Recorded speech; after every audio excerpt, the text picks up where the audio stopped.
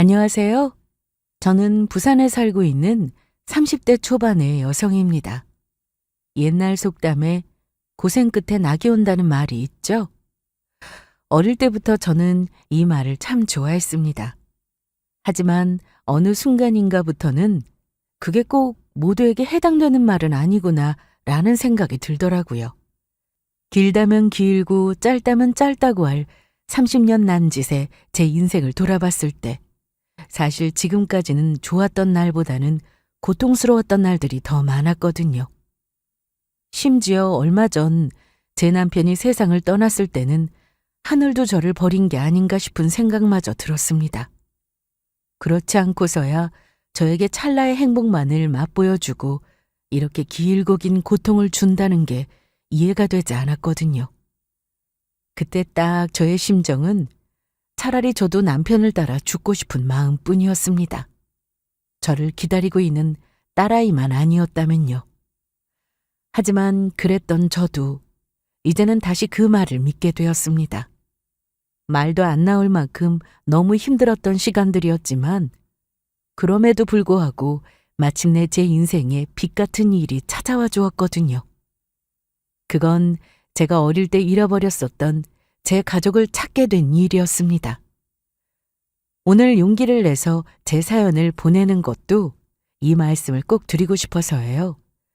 희망을 잃지 않는 한 결국 언젠가는 인생에 좋은 일도 생기게 될 거라고요. 저는 고아로 자랐습니다. 어릴 때 부모님이 두 분 다 돌아가시는 바람에 보육원에 맡겨졌고요. 부모님이 돌아가시게 된 건 어릴 때 겪었던 사고 때문이라는데 사실 저는 그때의 기억은 잘 나지 않습니다. 제가 너무 어릴 때였거든요. 그리고 이렇게까지 기억을 못하는 걸 보면 그때 그 일의 트라우마로 인한 기억 상실일 수도 있다고 하더라고요. 저의 무의식이 머릿속에서 그날의 일들을 지워버리고 싶어 하는 걸 수도 있을 거라고요. 남들은 그렇게 살면 답답하지 않느냐고도 물었습니다. 하지만 저는 굳이 그때의 기억을 찾으려고 애쓰지 않았어요. 어차피 좋지 않은 기억이라면 잊어버리는 것도 나쁘지 않겠다 싶었거든요. 설령 제가 기억을 찾는다고 해도 돌아가신 부모님이 살아 돌아오시는 것도 아니었으니까요. 말씀드렸다시피 어릴 때의 기억은 온통 힘든 것들 뿐이었습니다. 보육원에서는 별의별 일이 다 있었어요. 거기서 만난 사람들 중에는 좋은 사람도 있었고 기억하고 싶지 않을 정도로 나쁜 사람들도 있었죠. 보육원에서 같이 지내던 아이들이든 이따금씩 방문하거나 스치는 사람들이든 간에요. 저는 보육원에서 머물다가 다른 가정에 두어 번 위탁을 가기도 했습니다. 위탁 가정이라고 별반 다를 것은 없었어요. 다른 사람들은 보육원보다는 그래도 그곳이 더 낫지 않냐고 말했지만 차라리 보육원이 더 낫겠다 싶은 곳도 있었거든요. 그나마 그곳에서 저는 마음 맞는 친구 하나를 사귀게 되었어요. 이곳에 있는 대부분의 아이들이 그렇듯이 부모 얼굴을 기억조차 하지 못하는 아이였죠. 보육원은 삼시세끼 밥은 제때 나왔지만 간식이나 야식 같은 건 꿈도 꿀 수 없는 곳이었습니다. 가끔 후원자님들이나 나라에서 보내오는 간식 같은 것들이 아니고서는요. 어릴 적에는 그 조그만 책으로도 밤마다 어찌나 배가 고프던지요. 저는 밤중에 일어나서는 배고픔에 물을 꼴깍꼴깍 마시면서 저처럼 잠을 이루지 못하고 있는 친구와 함께 매일 밤 다짐했어요. 나중에 어른이 되면 돈 많이 벌고 싶다. 돈 많이 벌어서 뭐 하게? 돈 많이 벌면 배고플 때마다 나가서 다 사 먹을 수 있을 거 아냐. 고기도 먹고 케이크도 먹고? 응, 고기도 배가 터질 정도로 많이 먹고 생일이 아닌 날에도 초코 케이크를 사다가 엄청나게 많이 먹어야지. 그 친구와 함께 지금까지 먹어본 음식들 이름을 대고 언젠가는 먹어보고 싶은 음식들 이름을 대는 게 그 시절의 유일한 낙이었죠. 먹어봤던 음식보다는 먹어보지를 못해서 도대체 어떤 맛일까 속으로 상상만 하는 음식이 훨씬 더 많았지만요. 그때는 또 왜 그렇게 남들이 먹는 건 다 먹고 싶던지 조금 더 커서는 학교에 갈 때가 제일 좋았습니다. 반 친구들이 고아라고 뒤에서 놀리는 것도 상관없을 정도였어요. 학교에 가면 급식으로 맛있는 걸 먹을 수 있었거든요. 또 가끔씩은 반 친구들의 부모님들이 햄버거나 피자 같은 것들을 나눠 먹으라며 학교에 돌리기도 했고요. 그렇게 저는 어른이 되었습니다. 이제는 보육원을 나와서 정말로 독립을 하게 되었고요. 먹는 것, 입는 것, 자는 것까지 전부 온전히 제가 스스로 책임을 져야만 했어요. 처음에는 막막했지만 또 살다 보니 사라지는 게 인생이더라고요. 작은 고시원을 얻어서 자취생활을 시작했는데 창문이 없는 곳이어서 너무 답답했었죠. 돈을 조금 모은 후에는 옥탑방을 얻었어요. 집에 가만히 누워있을 때 창문으로 들이치는 햇볕이 너무 보고 싶었거든요. 저는 닥치는 대로 일자리를 구했고 정말 최선을 다했다고 말할 수 있을 정도로 열심히 일했습니다. 처음에는 급한 대로 카페에서 아르바이트를 시작했어요. 바쁜 와중에 바리스타 자격증도 땄고요. 시간이 조금 더 흐르면 언젠가는 작은 카페를 열고 싶었거든요. 하지만 카페에서 일을 하는 건 너무 시급이 적어서 안 되겠더라고요. 나중은 나중 일이고 일단 당장 월세와 차비를 내고 식비와 생활비도 대야 했으니까요. 하는 수 없이 돈을 더 준다는 다른 일을 구했어요. 공장에서 단기 아르바이트를 하기도 했고 고깃집에서 불판을 닦는 아르바이트를 하기도 했습니다. 집에 돌아오면 녹초가 되어서 손 하나 까딱할 수 없을 정도로 몸은 힘들었지만 그래도 통장에 아주 조금씩이나마 쌓여가는 돈을 보면 행복하더라고요. 몇 년 더 지나서는 저를 좋게 봐주신 부동산 아주머니의 소개를 받아서 월급을 많이 준다는 곳에 정식 직원으로 취직을 할 수 있었습니다. 아기용품을 파는 곳이었어요. 아기용품 파는 곳이라서 원래는 아가씨들은 안 봤는데 김 사장이 하도 일 좀 시켜보라고 이야기를 해서 내가 특별히 뽑는 거야. 알지? 감사합니다. 저 진짜 열심히 하겠습니다. 그래주면 나야 고맙고. 알고 보니 부동산 아주머니와 오랜 친구분이라고 하시더라고요. 가게 사장님은 좋은 분이셨어요. 말투가 좀 무뚝뚝하고 퉁명스러우셔서 그렇지 속은 엄청 따뜻하신 분이었거든요. 어느 날은 김치를 너무 많이 담으셨다면서 저에게 반찬 통째로 주시기도 했고 건너 제 사정을 들으시고는 다른 직원들 몰래 명절 보너스를 더 챙겨주시기도 했고요. 열심히 살다 보면 어느 순간 좋은 일이 올 거라는 말씀도 해주셨죠. 저도 사장님 은혜에 보답하기 위해서 더 열심히 일했습니다. 직원이 아니라 제가 사장이라도 된 것처럼 손님을 한 명이라도 더 끌어보려고 했었고요. 나중에는 사장님이 웃으시면서 누가 보면 네가 사장 딸이라도 되는 줄 알겠다며 농담을 하실 정도였어요. 여러모로 이 가게에서 일을 하게 된 것은 행운이었습니다. 그중 제일 큰 행운은 따로 있었습니다. 안녕하세요. 조카가 태어날 예정이라서 선물을 좀 고르려고요. 아, 그러시구나. 축하드려요. 혹시 조카분 성별은 알고 계신가요? 감사합니다. 조카는 여자아이예요. 특별히 찾으시는 용품은 있으세요? 아니면 제가 많이들 찾으시는 제품으로 골라드릴까요? 사실 저는 아기용품은 뭐가 뭔지 잘 몰라서 좀 골라주시면 감사하겠습니다. 어느 날 저는 매장에 방문한 한 젊은 남자 손님을 맞이하게 되었습니다. 누나가 조카를 낳을 예정이라 선물을 사러 왔다고 하시더라고요. 서글서글한 인상에 눈웃음이 예쁘고 참 예의가 바른 분이었어요. 그날 나눈 짧은 대화만으로도 기분이 좋아질 만큼이요. 잠깐 대화를 나눠도 밝은 에너지가 전달이 되는 사람들이 있잖아요. 그 손님이 그런 분이시더라고요. 저는 아기 옷과 내복, 신발 같은 것들을 몇 가지 추천해드렸고 마음에 든다고 하시길래 정성껏 포장해서 전해드렸습니다.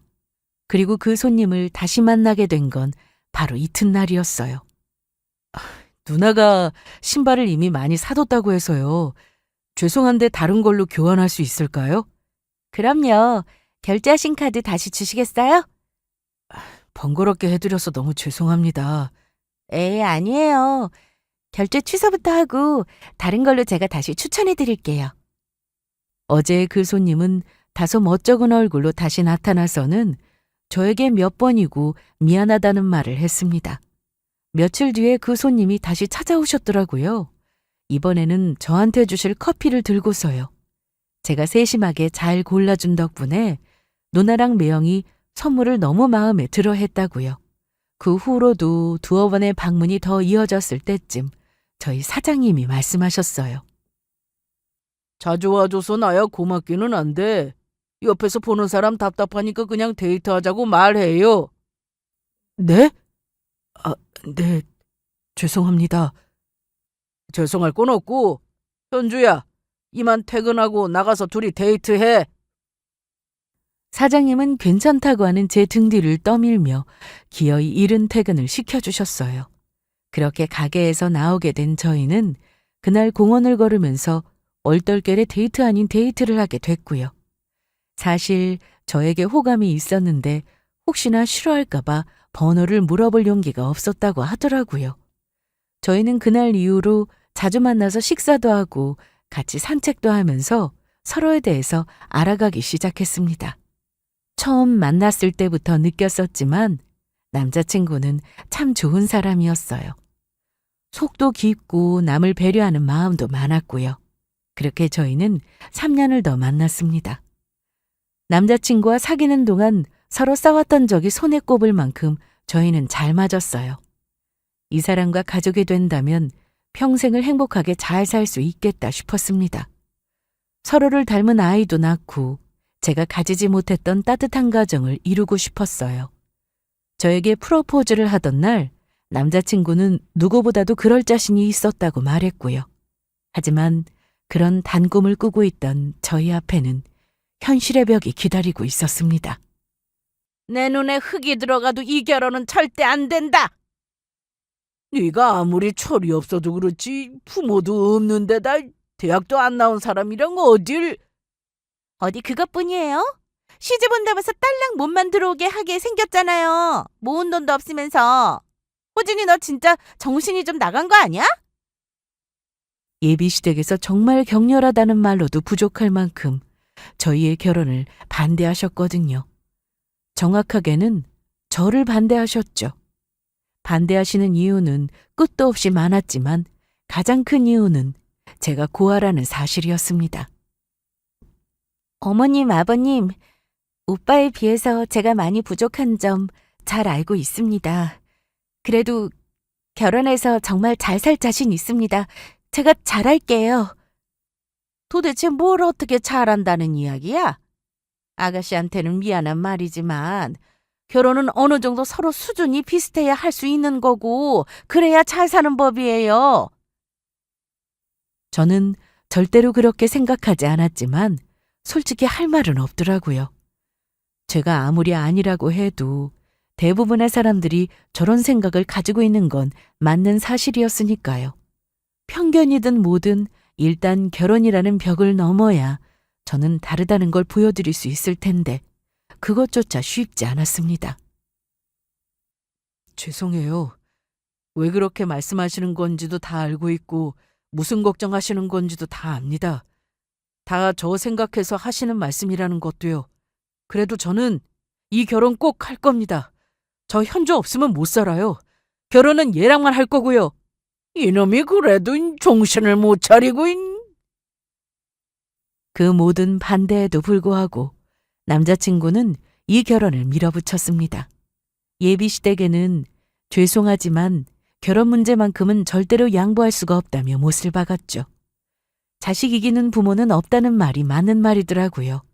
그렇게 완강하시던 예비 시부모님도 결국에는 두 손을 들고 저희의 결혼을 허락하실 수밖에 없었거든요. 못마땅해도 어쩌겠냐고 하시면서요. 문제는 그 다음이었습니다. 저는 어렵게 하게 된 결혼이었으니 보란듯이 잘 사는 모습을 보여드리겠다고 생각했어요.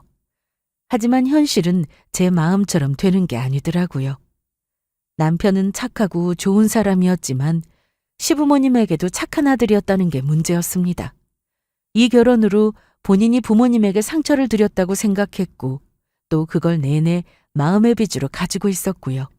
그래서인지 결혼한 이후에 생기는 저와 시부모님 사이의 갈등에 있어서는 결혼을 밀어붙일 때만큼 적극적인 중재를 하질 못하더라고요. 저희는 첫 단추부터 잘못 깨었었죠. 그 시작은 시댁으로 들어가게 된 것이었습니다. 시댁은 3층짜리 단독주택이었어요. 원래는 그곳에서 남편과 시누이 모두가 함께 살았지만 시누이가 결혼해서 이사를 나간 후에는 남는 방이 2개나 더 있었죠. 그래서 모은 돈이 부족했던 저희는 일단 어느 정도 기반이 잡힐 때까지 시댁에 들어가기로 했습니다. 시댁에서도 그렇게 하는 게 좋겠다고 하셨고요. 말하자면 저희는 시부모님과 아래 위층에서 살게 된 것이었습니다. 자주 만나면 자연히 자주 부딪힐 수밖에 없다는 걸 그때는 몰랐던 거죠. 그리고 나서 저는 2번째 난관에 부딪히게 되었습니다. 시어머니가 저에게 시댁 가게를 도와달라고 하신 것이었어요. 저는 원래 일을 하고 있던 아기용품점을 나와 결혼하던 즈음에는 백화점에서 판매 일을 하고 있었거든요. 그런데 결혼한 이후에는 시댁에서 자꾸 일을 관두고 나와서 시댁의 식당 일을 도왔으면 하시더라고요. 일손이 부족하다고 하시면서요. 시댁은 낙지볶음 가게를 하고 있었습니다. 원래는 시누이가 함께 일을 도왔는데 임신을 하면서부터는 음식 냄새 맡기가 힘들다면서 일을 쉬었다고 하더라고요. 지금은 아예 육아에만 힘을 쏟느라 집에만 있는 형편이었고요. 현주는 지금 직장 다니라고 하고 가게에는 그냥 새로 사람을 뽑으시지 그래요? 아무리 일 잘하는 사람을 써도 결국에는 남이다. 아무렴 어디 한 식구가 내 가게다 생각하고 일하는 것만 하겠어? 그래서 현주 네 생각은 어떠냐? 조금만 고민해 볼게요, 어머님. 고민은 무슨 고민할 게 있냐? 시애미가 힘들어 죽겠다고 좀 도와달라는데 너도 다른 데서 일하면서 남의 가게 좋은 일 시켜줄 건 뭐 있어? 기왕 일할 거면 우리 집에서 일하는 게 여러모로 낫지. 남편과도 상의해 보았지만 저는 아무래도 다니고 있는 직장을 계속 다니는 게 좋을 것 같다는 판단이 들었습니다. 그리고 시댁에도 그 말씀을 드렸고요. 그때까지만 해도 저는 시어머니께서 그냥 적당히 이해하고 넘어가실 줄 알았습니다. 조금 서운해하실 수는 있어도 어차피 일을 하는 건 저였으니 제 결정을 존중해 주실 거라고 믿었던 거죠. 하지만 그건 제 착각이었습니다. 그 일로 아주 노발대발하시면서 화를 내시는 바람에 시댁이 살얼음판 같은 분위기가 되었거든요. 결국 나중에는 제가 시댁 식당에서 일을 하게 되기는 했습니다. 첫째 아이를 임신하면서 백화점에는 더 나가기가 힘들게 되었거든요.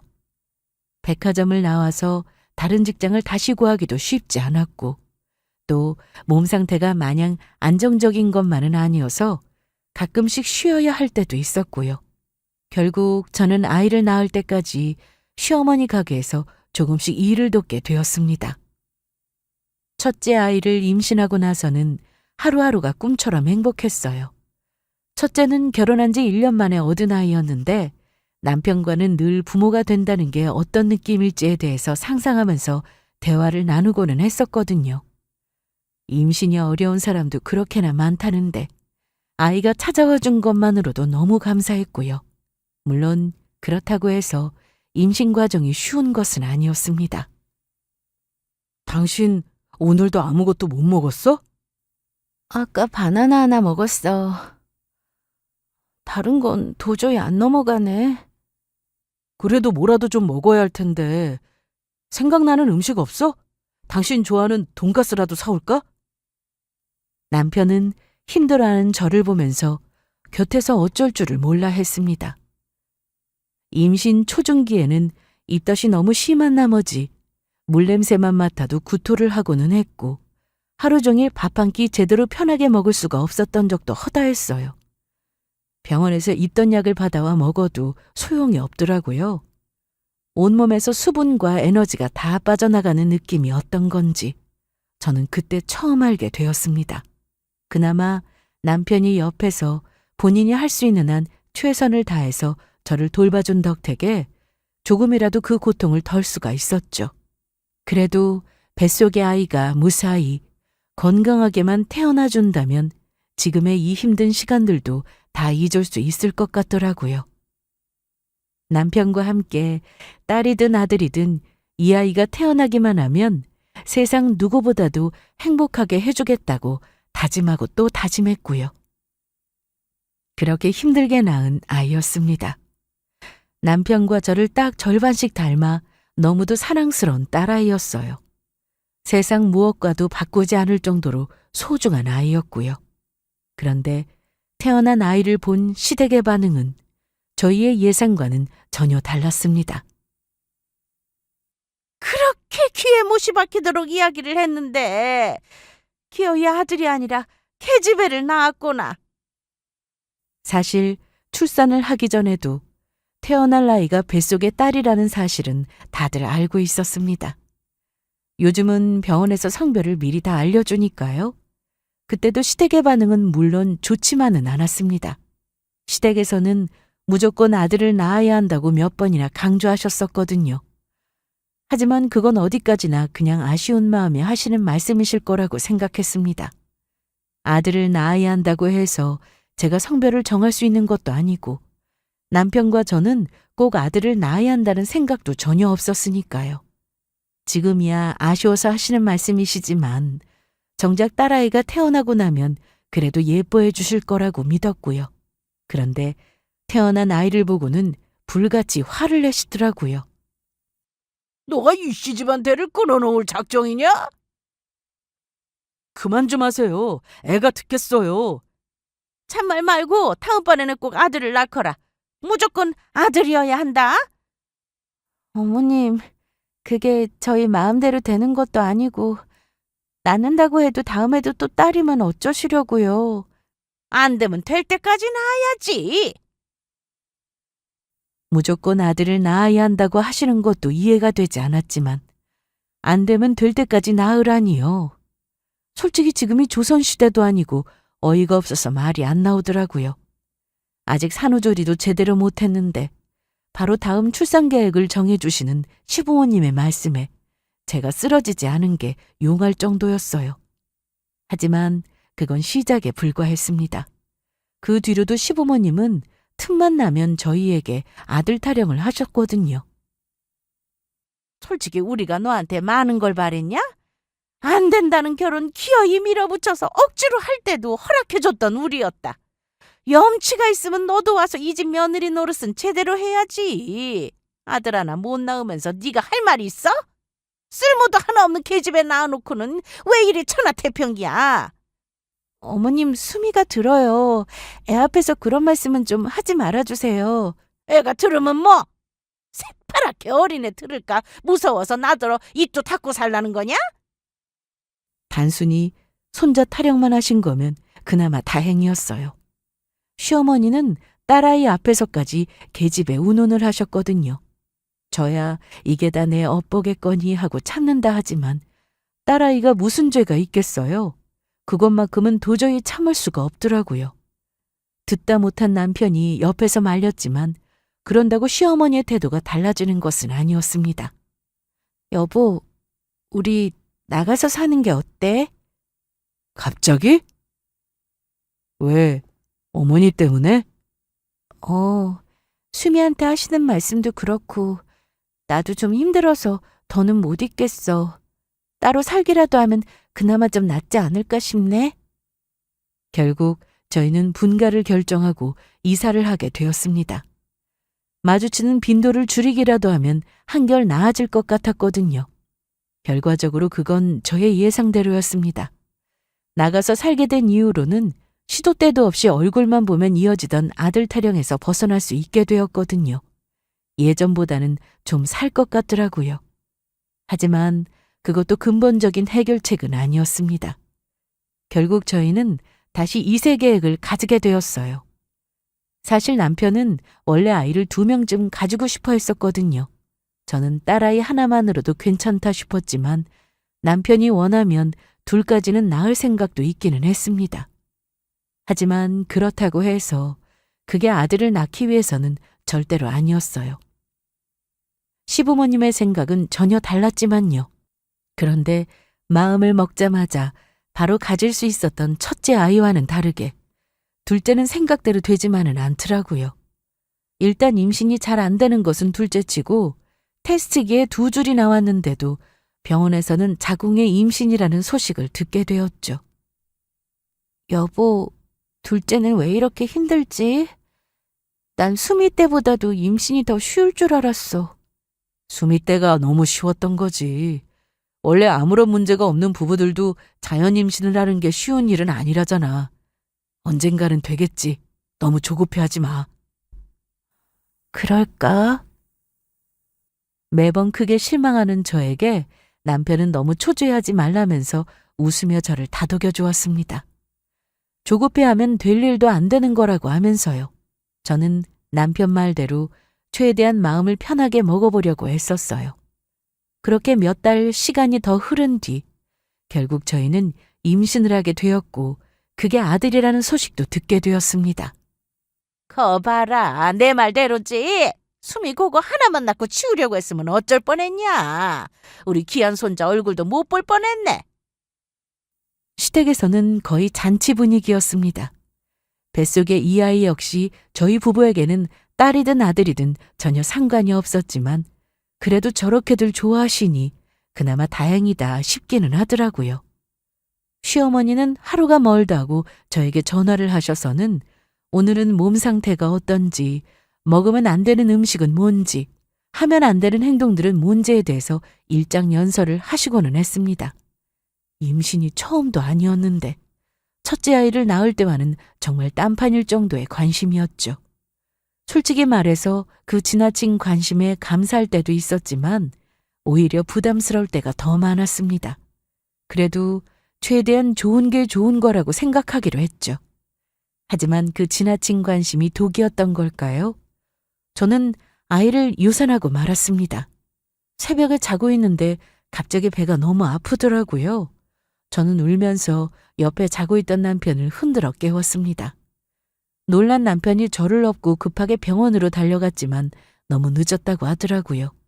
이미 뱃속의 아이는 심장을 멈춘 이후였거든요. 너는 도대체 몸 관리를 어떻게 한 거냐? 그렇게 평소에 조심하라고 일렀는데 도대체 무슨 짓을 했길래 이 사달이 났는지 말이야. 어머니, 그만하세요. 지금 제일 힘든 건 다른 사람도 아니고 수미 엄마예요. 당연히 힘들어야지. 애미 같아가지고 애 하나도 제대로 못 지켰는데. 저는 제 등 뒤에서 말다툼을 하고 있는 두 사람에게 뭐라고 말할 기운도 없었습니다. 그냥 하늘이 노랗게 변하고 하염없이 눈물만 나더라고요. 남편은 제 잘못이 절대로 아니라면서 자책하지 말라고 저를 위로했지만 그렇다고 괜찮아지는 것은 아니었어요. 몇 달 동안이나 뱃속에 품고 있었던 아이가 사라졌다는 그 현실은 정말 꿈이었으면 좋겠다 싶을 정도로 참담하더라고요. 하지만 끔찍한 현실은 거기서 끝나지 않았습니다. 아이를 잃었다는 고통에서 채 벗어나기도 전에 남편이 큰 병에 걸렸다는 소식마저 듣게 되었어요. 폐암이라고 하더라고요. 그것도 말기였어요. 셀 수 없을 정도의 수많은 정밀 검사를 했는데도 결과는 마찬가지였습니다. 오히려 검사를 하면 할수록 더더욱 암담한 소식만이 기다리고 있었죠. 선생님, 뭔가 잘못된 것 같아요. 저희 남편은 담배도 안 피우고 아직 이렇게 젊은데요. 담배가 대개의 원인이긴 합니다만 그렇다고 해서 꼭 그것만으로 폐암이 발생하는 건 아닙니다. 그럼 수술하면 이 사람 살 수 있나요? 안타깝게도 이호진 환자분의 경우는 수술은 불가능한 상태입니다. 일단은 항암 치료로 암의 진행을 늦추는 방법밖에 없습니다. 폐암 말기의 환자가 할 수 있는 것은 그리 많지 않았습니다. 그래도 저는 뭐라도 해야만 했습니다. 그 당시에는 무슨 수를 써서라도 남편을 살려야겠다는 생각뿐이었어요. 남편의 암 소식을 들은 시댁 식구들은 모두 병원으로 달려와 통곡을 해댔습니다. 이럴까봐 남편이 시댁에는 알리지 말자고 했지만 말기 환자인 남편의 상태를 언제까지 숨길 수 있었겠어요? 결국 시간 문제일 뿐이었죠. 항암 치료가 진행될수록 남편의 부작용도 점점 심해져만 갔습니다. 저희는 본격적으로 항암 치료에 돌입했습니다. 처음에는 암의 크기가 약간 줄어들었다며 희망을 가질 만한 소식도 들려왔어요. 하지만 그런 저희를 비웃기라도 하듯이 다시 부작용이 생기기 시작했죠. 항암 환자들이 흔히들 겪는다는 것처럼 단순히 머리가 빠지고 구토감이 생기는 정도가 아니었어요. 감염이 점점 심해지면서 입안부터 시작해서 온몸이 엉망이 되더라고요. 그러면서 확인한 결과에서는 암이 다시 커지기 시작했고 오히려 다른 부위까지 전이가 생기기 시작했다고 말했습니다. 병원에서는 이제는 항암 치료가 의미가 없는 수준이라고 하시더라고요. 결론적으로는 통증을 덜어주는 치료를 병행하면서 마음의 준비를 하라는 말이었어요. 믿을 수가 없었습니다. 매일같이 운동을 할 정도로 그 건강하던 사람이 이렇게 젊은데 불과 얼마 전까지만 해도 저와 함께 등산을 가고 여행을 갈 계획을 세우던 사람이었는데 한순간에 이렇게 침대에 누워서 죽음을 앞두고 있다는 게 도무지 믿어지지가 않았어요. 그러던 어느 날은 문득 지금 이 순간이 마지막이 될 수도 있겠다 싶은 생각이 들었습니다. 남편과 사진을 남겨야겠다 싶더라고요. 그때쯤에 남편은 거의 진통제를 맞고 하루 종일 잠에 빠져 있는 시간이 대부분이었습니다. 저는 잠이 든 남편의 얼굴을 쓰다듬다가 옆에 함께 누워 사진을 찍었어요. 찍힌 사진을 보고 나서는 깜짝 놀랐습니다. 누가 보면 저도 환자가 아닐까 싶을 정도로 제 얼굴도 형편이 없더라고요. 그럴 만도 했죠.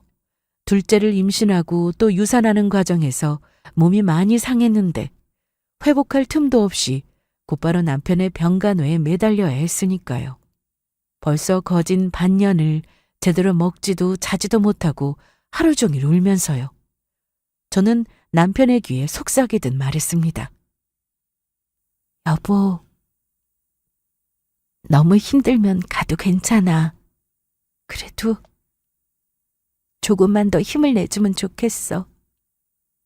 우리 수미가 집에서 기다리고 있어. 제 목소리를 남편이 들었던 걸까요?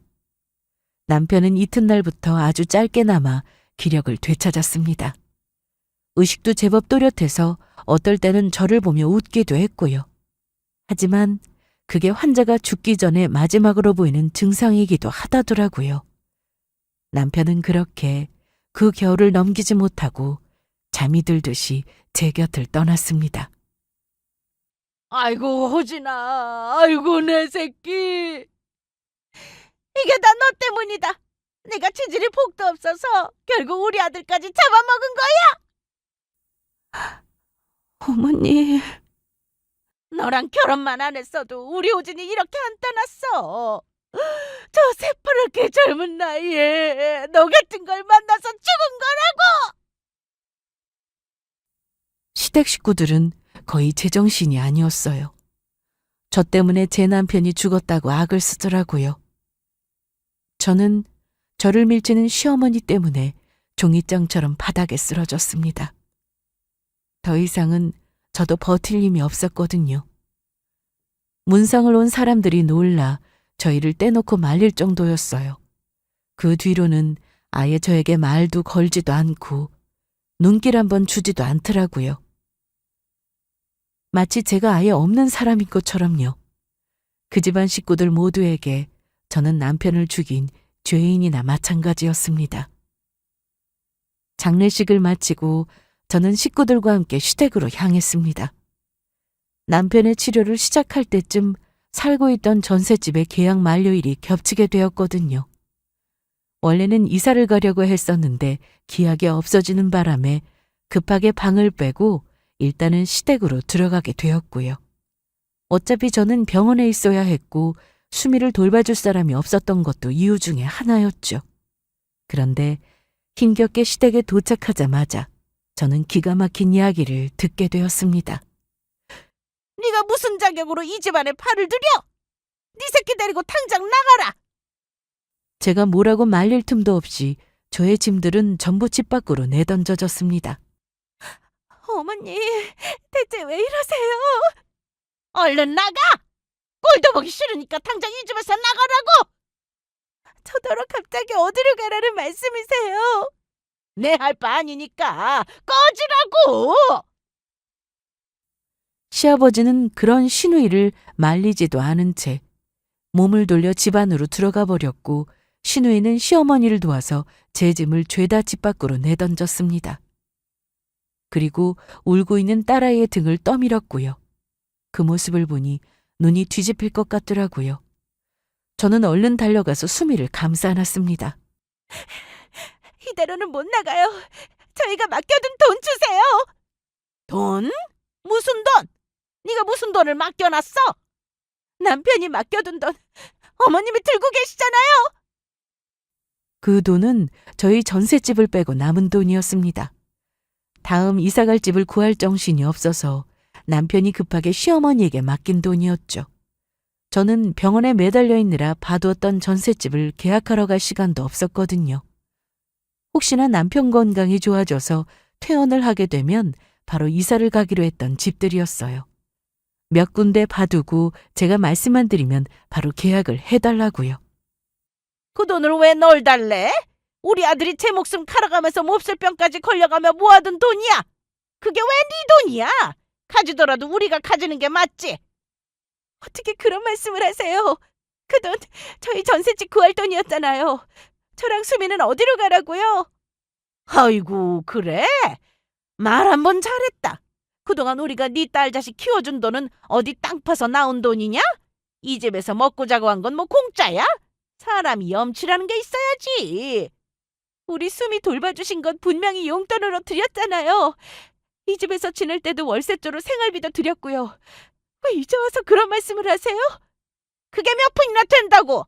애 키우는데 돈이 얼마나 많이 드는데 꼴랑 그 돈으로 지금 줄 만큼 줬다고 핏대 세우는 거야? 아휴, 이래서 머리 검은 짐승은 거두는 게 아니라더니. 순간 저는 하늘이 다시 하얗게 변하는 느낌에 바닥을 짚고 주저앉았습니다. 연이은 충격으로 저 역시 몸이 상할 대로 상한 상태였는데 이런 말도 안 되는 억지 주장을 듣고 있으려니 정말 쓰러질 것 같더라고요. 손발이 덜덜 떨리고 눈앞이 흐려져서 그 자리에 서 있을 수도 없었습니다. 시댁 인간들은 그런 저희를 보고 있다가 대문을 걸어 잠그고 들어가 버리더라고요. 저는 일단 울고 있는 딸아이를 끌어안고 바닥에 던져진 짐들을 챙겼습니다. 일단 급한 대로 당장 수미와 함께 살 집부터 구해야 했어요. 저는 오래 알고 지냈던 친구 집에서 이틀 밤 신세를 졌고 다음날 수중에 있는 돈을 덜어 원룸을 얻었습니다. 옆집에는 주인 할머니가 살고 계셨는데 딱한 저희 사정을 들으시고는 사람을 구할 때까지만 딸아이를 봐주겠다고 하셨어요. 대단하게 챙겨줄 능력은 못 되고 그냥 때 되면 밥 챙겨주는 정도라고 하셨지만 그 정도만 해도 너무 감사해서 눈물이 나더라고요. 그날부터 저는 일을 하러 밖으로 나갔습니다. 그동안 저희가 모아두었던 돈은 남편이 일을 관둔 채 병원 생활을 하면서 병원비와 생활비로 야금야금 까먹은 상태였어요. 그나마 있던 전세금도 시댁에 빼앗겼고요. 그 돈이야 나중에 어떻게 해서든지 되찾는다고 쳐도 당장에는 뭐라도 해야 했어요. 아이를 굶길 수는 없었으니까요. 그렇게 아침에 눈을 뜨면 밖으로 나가서 해가 지고 나면 돌아오는 생활이 반복되었습니다. 점점 입맛도 떨어지고 몸이 힘들어서인지 온몸에 기운이 하나도 없었지만 그렇다고 일을 쉴 수도 없었어요. 그러던 어느 날 저는 평소처럼 일을 나가던 아침에 길에서 쓰러지고야 말았습니다. 정신을 차렸더니 병원 응급실에 실려와 있더라고요. 이야기를 들어보니 지나가던 사람들이 119에 신고를 해준 덕분에 여기로 오게 된 것이었고요. 의식을 찾자마자 보인 것은 온통 시끄러운 주변의 소음과 코를 찌르는 소독약 냄새였습니다. 제 팔에도 링거가 주렁주렁 달려있더라고요. 그때 젊은 남자 의사 한 명이 제가 정신을 차린 것을 발견하고는 이쪽으로 다급하게 달려왔습니다. 환자분, 정신 드세요? 여기가 어딘지 아시겠어요? 네, 병원. 저는 힘겹게 고개를 끄덕였습니다. 그 의사는 여기저기 확인하더니 다행이라는 얼굴로 깊은 한숨을 내쉬었어요. 얼마쯤 후에 제가 완전히 정신을 차리자 다른 환자를 보러 갔던 그 의사가 다시 제 침대 옆에 다가와서 묻더라고요. 팔에 있는 이 흉터 혹시 언제 생긴 거죠? 네? 여기 왼팔에 이 흉터요.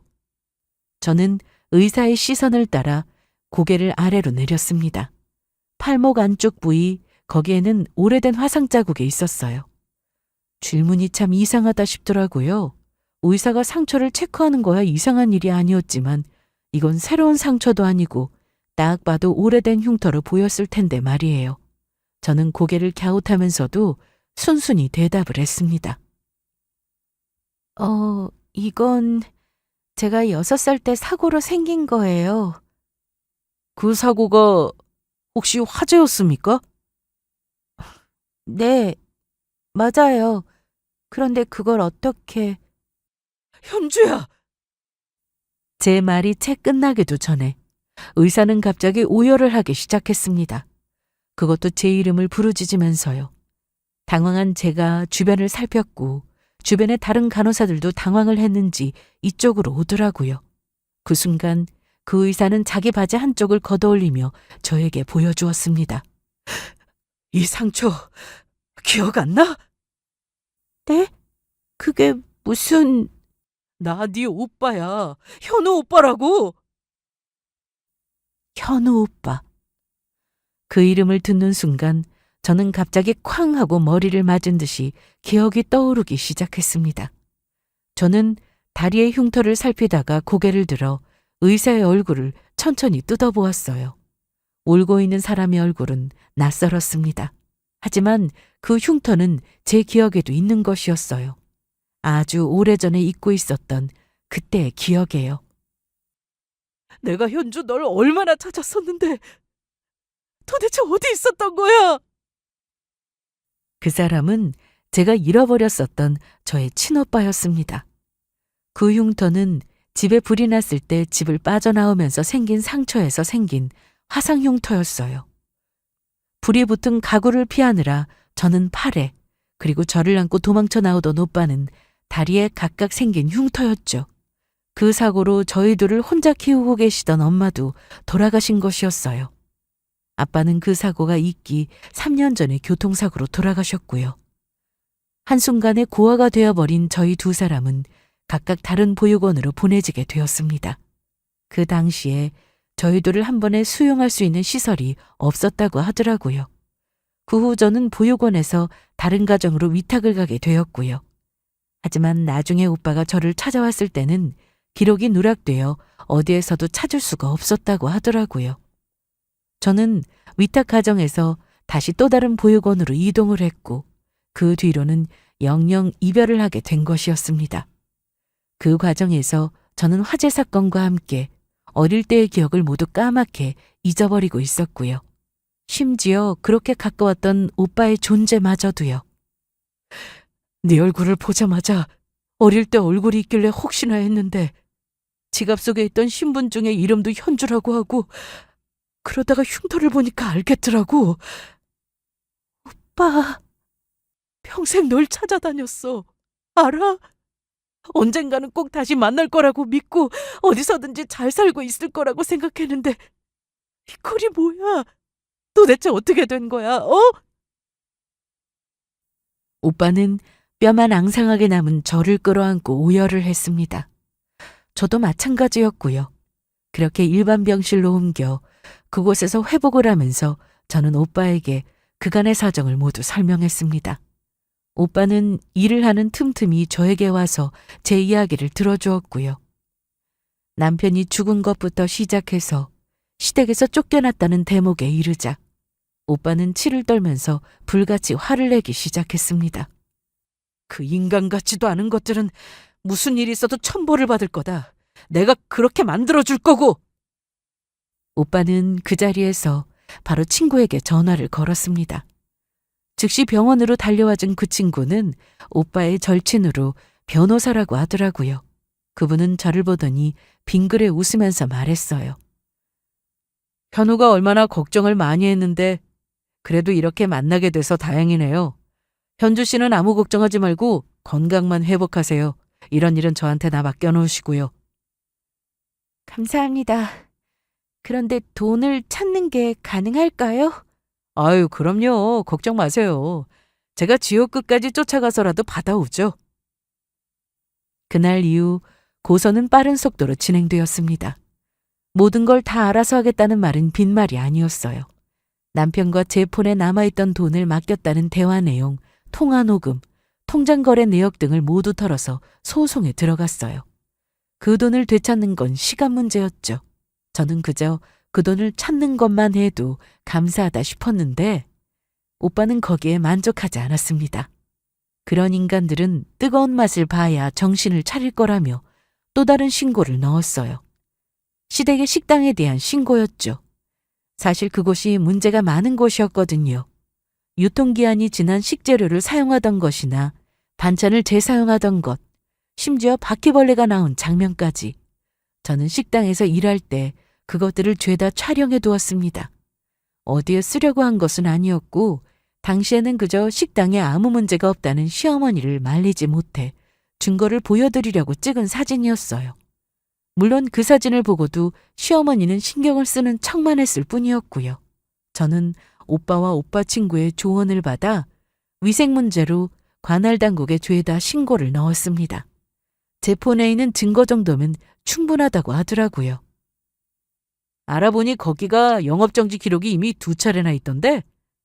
그래? 이번에는 영업허가가 취소됐다네? 시댁 식당은 전에도 비슷한 문제로 몇 차례 적발되어 경고가 누적되어 있던 상태였습니다. 영업정지를 받았던 기록도 있었기 때문에 이번 신고가 들어갔을 때는 영업허가가 아예 취소가 됐다고 하더라고요. 식당의 문을 영영 닫게 된 것이었죠. 그렇게까지 될 줄은 몰랐는데 뜻밖의 전혀 생각지도 못했던 복수까지 하게 됐더라고요. 참 자업자득이다 싶었습니다. 그 모든 일들이 마무리된 후에 저는 수미와 함께 이사를 했습니다. 오빠는 자기 집으로 들어오라고 했지만 그렇게까지 민폐를 끼치고 싶지는 않았어요. 대신에 오빠의 집 바로 근처에서 전셋집을 새로 구해 딸아이와 함께 지내게 되었습니다. 수미는 아빠의 빈자리 대신 새로 생긴 외삼촌 존재에 금방 적응하는 것처럼 보였어요. 요즘은 다시 방긋방긋 예전처럼 밝게 웃고 있는 날들이 많아졌거든요. 저도 주말이면 오빠와 함께 셋이서 그동안 못했던 이야기들을 풀어보면서 차곡차곡 추억을 쌓아가고 있습니다. 조만간 부모님과 함께 살던 동네에도 찾아가 보기로 했어요. 저는 기억이 없지만 오빠는 아직 그곳을 기억한다고 하더라고요. 길었던 모든 시련이 끝나고 이제는 비로소 평온한 시간들이 찾아온 것 같습니다. 이 시간이 영원히 끝나지 않았으면 좋겠네요. 여기까지 들어주셔서 감사합니다.